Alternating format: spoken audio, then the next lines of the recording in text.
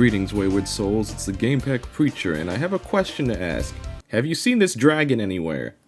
Like, seriously, where the frick is Spyro the Dragon? I mean, he got his own remake trilogy like Crash did, he made an appearance in the CTR remake a year later, and I mean, dang, he's even on the Activision Twitter banner. See? Right over there in that corner. Right there. And yet despite all this, and despite the fact that his partner in crime has gotten multiple new titles, the dragon's the only one who gets locked in the dungeon. And that is nothing short of a tragedy. Spyro's had it rough in these streets, and if Crash can get a new game in this day and age, and then some, Spyro deserves a new game just as much.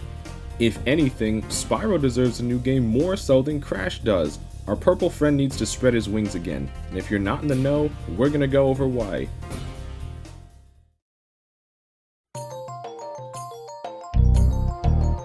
The original PlayStation had a plethora of platformers to its name, such quality titles like Klonoa, Ape Escape, and everyone's favorite classic, Mort the Chicken. But I think we can all agree that the pillars of the PlayStation platforming landscape were of course Crash Bandicoot and Spyro the Dragon. Spyro's trilogy may have been starting as Crash's was ending, but by the end of it all, the two were practically inseparable. The duo had a strong symbiotic relationship, represented best by how they each had demos of each other's games in their respective titles. A relationship that was not only reflected by the characters, but the creators of their characters as well. A relationship that carried on even after their tortures were past. And I don't know about y'all, but I think fans of both series always wanted a crossover between the two growing up as well. If only we knew how that monkey's paw would turn out. But I digress. Yet despite how close the mascots were, their careers took drastically different turns once their trilogies ended. Crash's career was more of a steady decline. There were some stumbles, but he was still managing to put out decent games here and there. Spyro's career, however, immediately nosedived off a cliff, and I'd honestly struggle to say that he ever really recovered afterwards, with maybe a couple exceptions. But then the Insane trilogy was announced, and with Crash making his comeback, everyone was asking when the dragon would be getting his due. Thankfully, Spyro did get his due, with the blessings of Snoop Dogg and all. Spit that fire one time! So I mean, it was all looking good, right? The PlayStation platforming powerhouses are back. It's a new age for the rat and the reptile to take the world by storm. But stop me if you've heard this one before. Crash got a brand new title not too long after his trilogy. Spyro, on the other hand...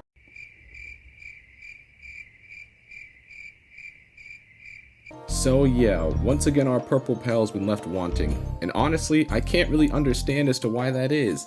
It's not like a Spyro 4 can't be done. Toys for Bob were the ones responsible for the Reignited trilogy. You wanna know what else they were responsible for? Crash 4. So the team at Toys for Bob are a talented bunch, and I'd trust them with being able to pull it off. Sadly, we may never get that chance because they ended up getting banished to the COD mines. A fate, truly worse than death. But even with that information, that just begs the question, why is Spyro on Activision's Twitter banner then? Strap on those tinfoil hats, because we're going to speculate on this. This year would be Spyro's 25th anniversary. Not only that, Toys for Bob themselves posted this tweet earlier in the year. Do you see him?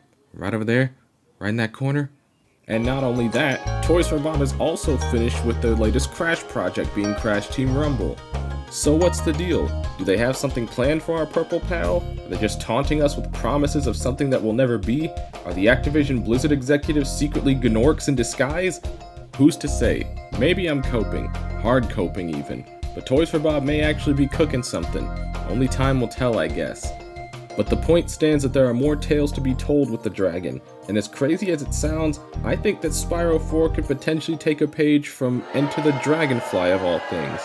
Now before you start calling me a quack, I mainly mean from strictly a plot standpoint, because I mean Crash 4 is canonically set after the events of Warped, so it would only make sense for a new Spyro to take place after Year of the Dragon, and Year of the Dragon ended with all the baby dragons we rescued hatching. So if we're continuing off from there, the plot could be about someone or something tampering with the newborn's dragonflies, you know, just this time with an actually finished game.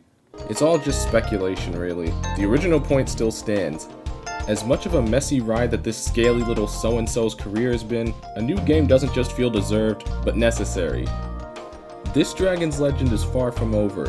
All it takes is the right talent, the right amount of love and care, and wherever the hell the key to that dungeon he's locked up in is at.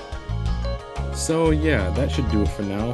Hopefully you all enjoyed it, maybe some of you even agree with me.